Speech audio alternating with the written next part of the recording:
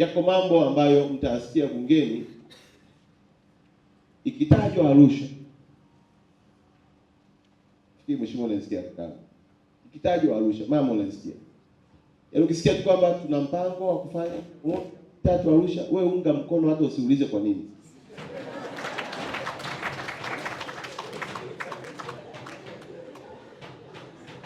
Baadaye ukiona wanauliza maswali mengi, unasema wewe nipigie simu, hebu niambie, bro, hivi hii kitu gani? Tumeshakubali huku lakini kwa sababu huku ni kwa ndugu zenu. Kwa hiyo chochote kile kitakachotajwa kuhusiana na mkoa wa Arusha kwa ajili ya bajeti 2025-26, waheshimiwa wabunge, naomba ungeni mkono bila kuhoji, kwa sababu nia ya Daktari Samia na wananchi wa mkoa wa Arusha ni njema kwa taifa letu. Tuna matarajio na mtasikia kwenye bunge lijalo la bajeti, mkoa wetu utakuwa miongoni mwa mikoa itakayokwenda kunufaika na kujengewa SGR.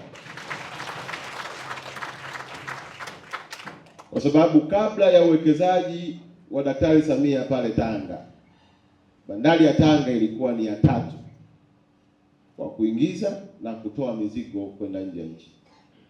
Lakini Daktari Samia ameweka uwekezaji wa bilioni 400. Umeifanya bandari ya Tanga imekuwa ya 2. Na sisi watu wa Arusha tulikuwa tunapata malori 60 kwa siku yanayopita, kwa sababu hii ni shortcut ya kupeleka mizigo Kongo, Burundi, Rwanda na Uganda. Na matokeo yake sasa tumetoka kwenye malori 60 kwa siku tumekwenda kwenye malori 600 kwa siku. Maelekezo ya Daktari Samia si tu kwa ajili ya Arusha.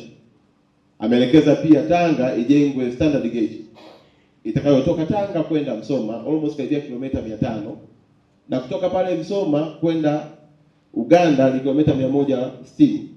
Kwa hiyo ni shortcut ni peleka mizigo Uganda kupitia Msoma kwa reli yenye viwango vya juu. Kwa hiyo waheshimiwa wabunge, mkisikia tu hilo jambo linatajiwa mle bungeni, ungeni tu mkono na sisi angalau tuingie kwenye SGR, afu maisha yetu yabadilike.